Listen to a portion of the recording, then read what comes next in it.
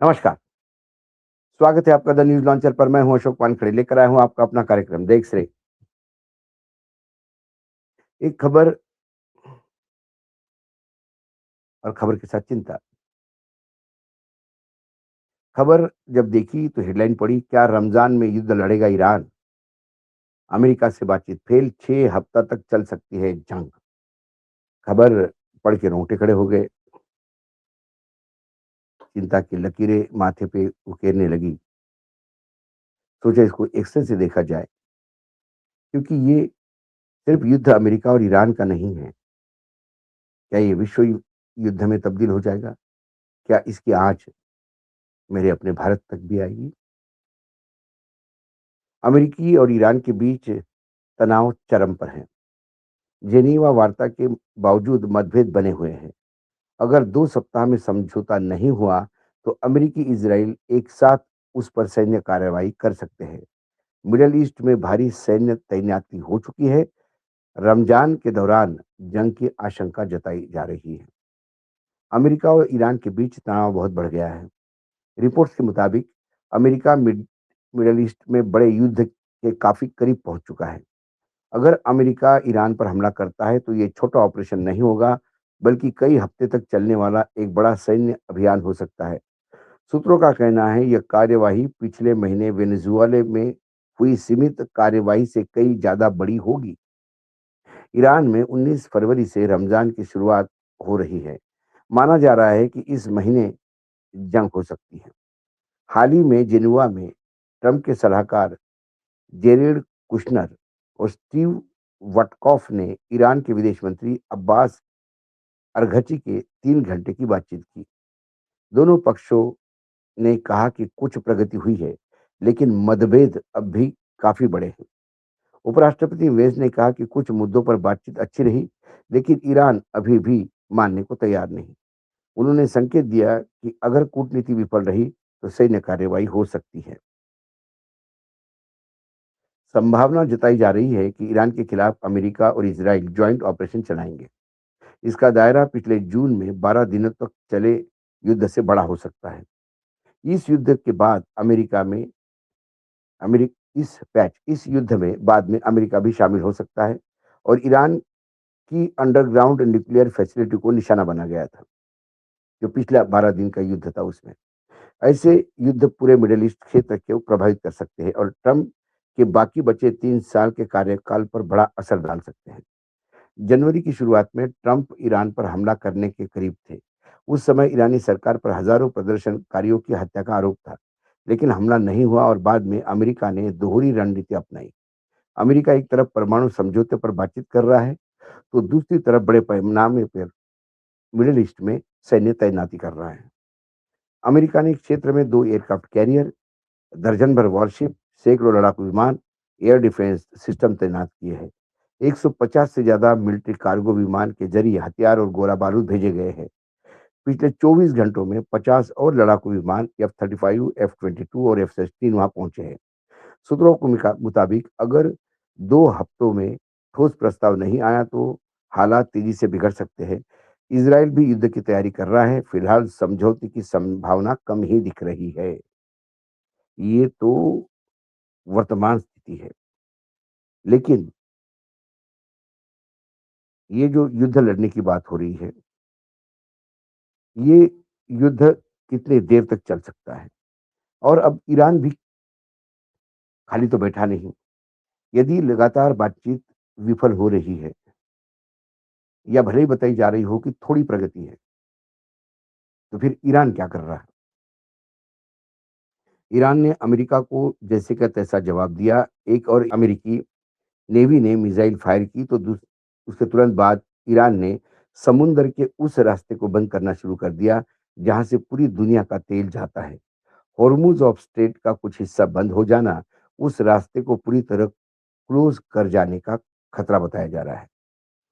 अमेरिकी इजराइल की धौस और काड़ी में यूएस आर्मी की तैनाती के बीच ईरान ने एक ऐसा दांव चला जिससे पूरी दुनिया की इकोनॉमी के फेफड़े चौक हो सकते हैं। ईरान ने दुनिया से के सबसे संवेदनशील और महत्वपूर्ण जलमार्ग स्ट्रेट ऑफ हॉर्मुज के कुछ हिंदू हिस्सों को बंद कर दिया, ईरान की सरकारी न्यूज़ एजेंसी फार्स के मुताबिक मंगलवार को सुरक्षा सावधानी और जहाज की सुरक्षा का हवाला देते हुए जलमार्ग कुछ घंटों के लिए बंद रखा था। वजह बताई गई है कि ईरान की ताकतवर रिवॉल्यूशनरी गार्ड्स की मिलिट्री एक्सरसाइज, लेकिन जानकार उसे महज ड्रिल नहीं बल्कि वॉशिंगटन के लिए एक सीधा और कड़ा संदेश मानती है। अगर ईरान ने इस समंदर का हलक सुखा दिया तो दुनिया के सारे सुपर पावर जो है वो धरे के धरे रह जाएंगे। ईरान जिस इलाके में मिलिट्री एक्सरसाइज कर रहा है वहाँ ग्लोबल ऑयल सप्लाई की गर्दन है। ईरान ने साफ कर दिया कि अगर अपनी सीमाओं और समुद्री हितों की रक्षा के लिए उस वो किसी भी हद तक जा सकता है। खाड़ी में अमेरिकी नौसेना के बावजूद ईरान का इस तरह का रास्ता बंद करना बताता है कि व्हाइट हाउस की धमकियों की वो परवाह नहीं करता। रिवॉल्यूशनरी गार्ड इस अभ्यास के जरिए अपनी मिसाइल क्षमता और स्वाम बोट तकनीक का प्रदर्शन कर रहे हैं, जो किसी भी बड़े युद्धपोत को पलक झपकते से ही तबाह कर सकते हैं। अगर अमेरिका ने ईरान पर कोई हिमाकत की, तो ईरान के पास होर्मुज़ कार्ड तैयार है। रास्ता बंद होते ही तेल की कीमतें आसमान छुएगी, अमेरिका अर्थव्यवस्था ताश के पत्तों की तरह ढह जाएगी। ये एक अनुमान हम बता रहे हैं। अब जो होर्मुज़ है, वो बंद करने से जो सारे विश्लेषक कहते हैं कि एक बहुत बड़ा खतरा होगा विश्व की इकोनॉमी को। स्टेट ऑफ होर्मुज़ महज एक जलमार्ग नहीं बल्कि दुनिया की एनर्जी सप्लाई लाइन है। यह खाड़ी की सबसे बड़े तेल उत्पादक सऊदी अरब, ईरान, इराक, संयुक्त अमीरात और ओमान की खाड़ी और अरब सागर से जोड़ता है। दुनिया के कुल कच्चे तेल का लगभग 30% हिस्सा इस संकरे रास्ते से होकर गुजरता है। अगर यह रास्ता एक दिन के लिए भी पूरी तरह से बंद होता है, तो वैश्विक बाजारों में तेल की कमी हो जाएगी। इससे पेट्रोल, डीजल की कीमतें रातों-रात दुगनी या तिगनी हो सकती है। चीन, भारत, जापान, दक्षिण कोरिया जैसे बड़े तेल आयातक देश सबसे पहले इसके चपेट में आएँगे। औद्योगिक उत्पादन ठप हो जाएगा, महँगाई का ऐसा तूफान आएगा, जिसे सँभालना मुश्किल हो सकता है। अमेरिकी अक्सर फ्रीडम ऑफ नेविगेशन की बात करते हैं, लेकिन स्ट्रेट ऑफ हॉर्मुज़ की भौगोलिक स्थिति ईरान को एक नेचुरल एडवांटेज देती है। यह जलमार्ग इतना संकरा है कि ईरान अपने तटीय मिसाइलों और छोटे हमलावर जहाज़ों के ज़रिए पूरे ट्रैफ़िक को कंट्रोल कर सकता है। ईरान का यह कदम एक कूटनीतिक चेकमेट है। वह दुनिया को बता रहा है कि अगर ईरान पर प्रतिबंध लगाए गए, उसे कोने में धकेलने की कोशिश की गई, तो वह समंदर में चाबी घुमाकर पूरे विश्व की बत्ती गुल कर सकता है।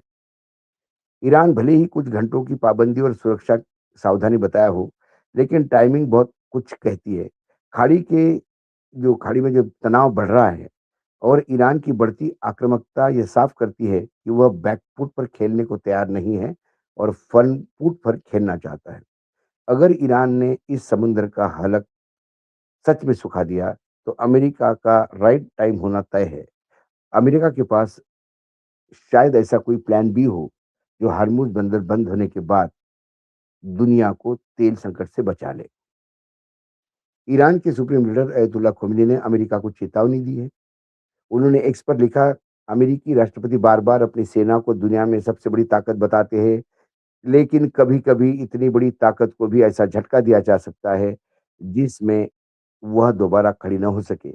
उन्होंने आगे कहा कि अमेरिका बार-बार ये कहता है कि उसने ईरान की ओर वॉरशिप भेजा है। खamenei ने माना कि वॉरशिप खतरनाक है, लेकिन उससे भी खतरनाक वो हथियार है जो जहाज को समुद्र में डुबा दे।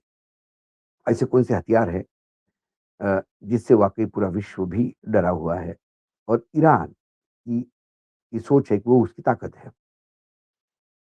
अयतुल्ला खोमेनी ने ट्रंप को चुनौती देते हुए जिस हथियार का जिक्र किया था, वह मुख्य रूप से ईरान की एंटी शिप बैलिस्टिक मिसाइल और हाइपरसोनिक फतह मिसाइल की ओर इशारा करता है। ईरान का मानना है कि हरमुज की खाड़ी जैसे संकरी समुद्र इलाके में अमेरिका के बड़े युद्धपोत, उनके स्वार्म ड्रोन और तेज रफ्तार के टारपीडो जो होते हैं, उसके आसान शिकार हो सकते हैं। खamenei के इस बयान को महज एक कोरी धमकी नहीं बल्कि रक्षा विशेषज्ञों का मानना है कि ईरान ने पिछले 1 दशक में खाड़ी के संकरे रास्ते खासकर होर्मुज़ जलडमरू मध्य यानी स्ट्रेट ऑफ होर्मुज़ में ऐसे युद्ध को जीतने की रणनीति तैयार कर ली है। खamenei जिस हथियार की ओर इशारा कर रहे हैं, वो ईरान की कैरियर किलर तकनीक है। ईरान के वो 3 ब्रह्मास्त्र जिनके खamenei अमेरिका के युद्धपोतों के खिलाफ यूज़ कर सकते हैं और वो खतरनाक हो सकते हैं। इसमें कैरियर किलर है मिसाइल, जो खलीज फारस के नाम से जाना जाता है ईरान में।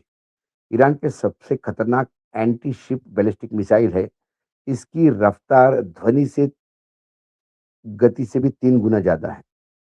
यह मिसाइल समुद्र में चलते हुए किसी भी विशालकाय युद्धपोत या एयरक्राफ्ट कैरियर को सटीकता से निशाना बनाने में सक्षम है। इसकी मारक क्षमता इसे रडार के पकड़ के बाहर रखती है, यानी रडार से भी बचाती है, जिससे अमेरिका डिफेंस सिस्टम के लिए इसे रोकना बहुत मुश्किल हो जाएगा। ईरान के पास दुनिया की सबसे तेज टारपोडो में से एक हौत है, जिसकी स्पीड लगभग 360 किलोमीटर है प्रति घंटा, जो पानी के नीचे चलने वाले किसी भी सामान्य टॉर्पीडो के 4 गुना अधिक है। ये सुपर कैविटेशन टेक्निक पर काम करता है, जिसका मुकाबला करना फिलहाल किसी भी विश्व के नौसेना के लिए बड़ा चुनौतीपूर्ण हो सकता है। अगला जो हथियार है उनके पास, वो है ईरान के शाहिद और अबबील जैसे आत्मघाती ड्रोन। ईरान की रणनीति है कि ये जो है सैकड़ों छोटे ड्रोन और तेज रफ्तार की नौकाओं से अमेरिकी युद्धपोत पर हमला कर सकता है। एक विशाल जहाज के लिए एक साथ 100 दिशाओं से आने वाले छोटे हमले को रोकना नामुमकिन हो जाता है। हाल ही में ईरान ने फतह नाम का हाइपरसोनिक मिसाइल प्रदर्शित किया था। दावा किया जाता है कि यह मिसाइल दुनिया के किसी भी एयर डिफेंस सिस्टम को भेज सकती है। खमेनी का इशारा इसी और हो सकता है कि अगर अमेरिका ने अपनी नौसैन्य शक्ति का इस्तेमाल किया, तो ईरान अपनी हाइपरसोनिक तकनीक से उसे पलक झपकते ही समुद्र की गहराइयों में भेज देगा। दोनों तरफ से तलवारें खींची गई है। अमेरिका ने पूरी अपना नेवल स्ट्रेंथ जो है, नेवी की जो उनकी ताकत है, वो ईरान के सामने खड़ी कर दी। इज़राइल का साथ यूरोपियन देश भी आने आगे-पीछे इसमें इन्वॉल्व होंगे। यदि ये बड़े युद्ध के रूप में शक्ल लेता है तो। तो फिर कोरिया, चीन, रशिया ये क्या करेंगे? और इन सब के चलते मेरे देश का क्या होगा? भारत के तेल सप्लाई पे कितना इम्पैक्ट पड़ेगा? या हमें पूर्ण रूप से अमेरिकन तेल पे ही निर्भर होना पड़ेगा? बहुत सारी चीज़ें, बहुत सारे चैलेंजेस मैं आगे देखता हूँ इस रमज़ान के महीने में। रमज़ान के इस पवित्र महीने में क्या मिडल ईस्ट अपने आप को युद्ध में झोंक देगा? ये भी सोचने का एक विचार है। आज एक समय इतना ही, कल फिर आता हूँ किसी विषय के साथ। तब तक के लिए नमस्कार, देखते रहिएगा न्यूज़ लॉन्चर।